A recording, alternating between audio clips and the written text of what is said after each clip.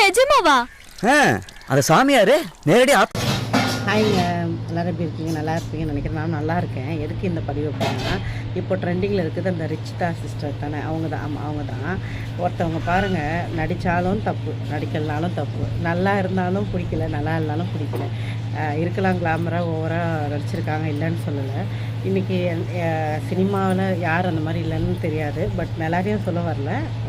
பர்டிகுலராக ஒரு சில பெரிய பெரிய ஆக்ட்ரஸ்லாம் வந்து ஸ்டார்டிங் லெவலில் எல்லா படத்துலையும் நடிக்கிறாங்க, போகிறாங்க, ஓகே. பட் நான் அதை சொல்லலை. பட் ஒரு அவங்க எப்படி சொல்கிறது, ஒரு வேளை சான்ஸ் கிடைக்காதனால அந்த மாதிரி நடித்தாங்களா என்னவோ, வாட்டவர் நமக்கு தெரியாது. பட் இருந்தாலும் அதே விஷயத்தை அதில் ஒரு சில டைம் நல்ல மெசேஜ் கூட கொடுத்துருக்கலாம். நான் இன்னும் படத்தை பார்க்காம தான் பேசுகிறேன். நிறைய விஷயம் இருக்குது. பட் ஆனால் நெகட்டிவை மட்டுமே மேலே போட்டு அழுத்தினா தப்பு தானே. அவங்க மனசு கஷ்டம்.